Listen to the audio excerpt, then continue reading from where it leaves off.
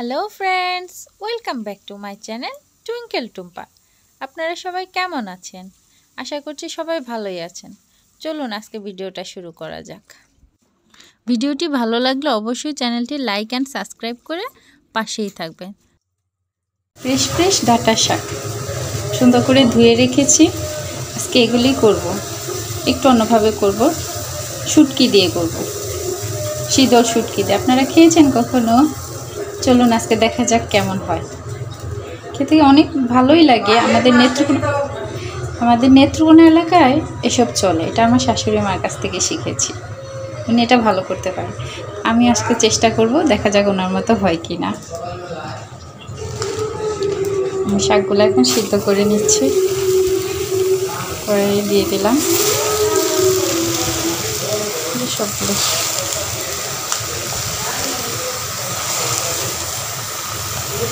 সকালবেলা খুব সুন্দর সুন্দর শাক পাওয়া যায়, একদম টাটকা ফ্রেশ। এই ডাঁটাগুলোর নিচে একটু বড় ডাঁটা ছিল, ওগুলি বেছে ছোটো মাছ দিয়ে খেয়েছি, সেটাও ভালো লেগেছে। এখন কিছু কাঁচামরিচ দিয়ে দিচ্ছি, কিছু পেঁয়াজ কেটে রেখেছিলাম, পেঁয়াজগুলো দিয়ে দিচ্ছি।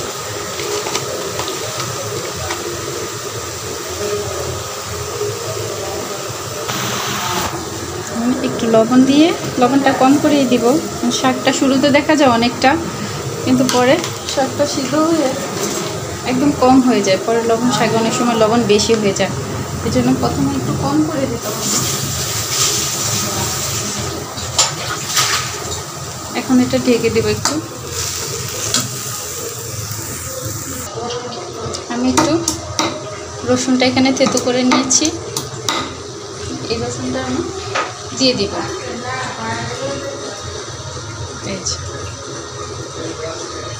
দিয়ে দিলাম।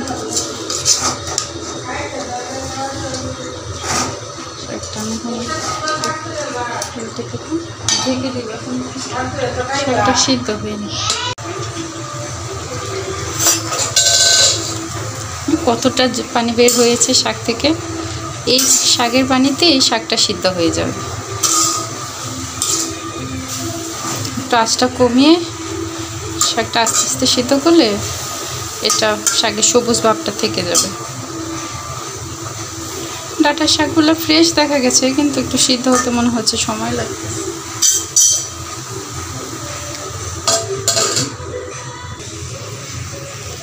শাকটাকে এখন এইভাবে আমি মিশিয়ে নিব। শুটকিগুলো 2-3 বার করে অনেক ভালো করে ধুয়ে নিতে হবে, এগুলো তো অনেক ময়লা থাকে। বিশেষ করে শুটকি মাছের যে আঁশগুলো, এগুলো থেকেই যায়। ভালো করে পরিষ্কার করে নিতে হবে।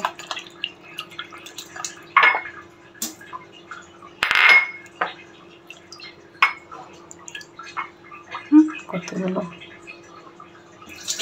পরিষ্কার করা হয়ে গেছে।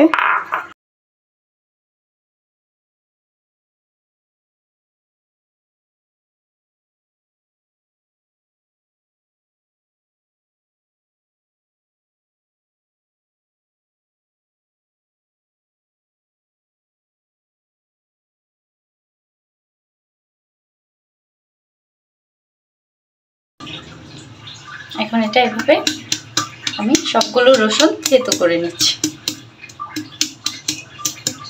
রসুনটা হয়ে গেছে। আমি এখানে কিছু শুটকি নিয়েছি, শুটকিগুলো পরিষ্কার করে নেব। এগুলোতে অনেক ময়লা থাকে, যে এভাবে করে সবগুলো মাছ পরিষ্কার করে নিতে হবে।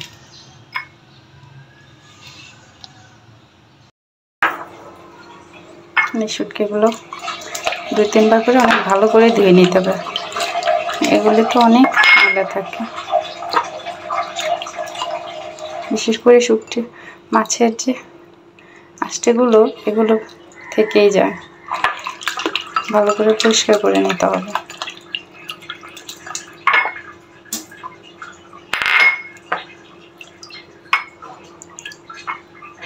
কতগুলো পরিষ্কার করা হয়ে গেছে।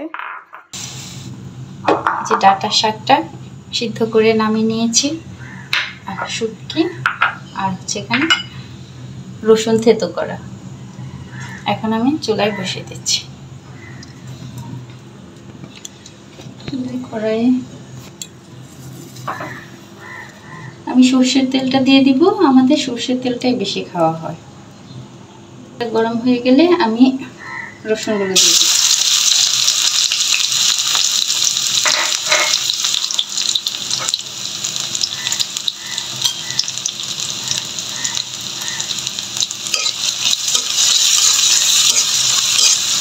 রসুনটা হালকা একটু ভাজা হয়ে গেলে আমি শুটকিগুলো দিয়ে দিব। সবগুলো শুটকি দিয়ে দিব।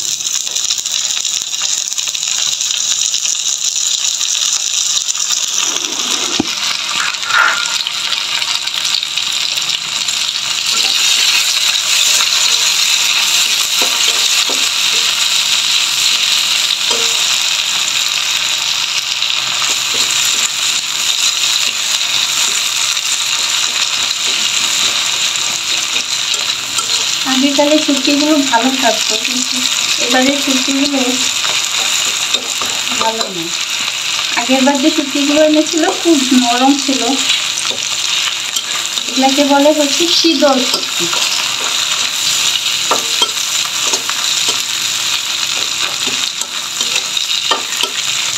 নেত্রকোনা এলাকায় বলে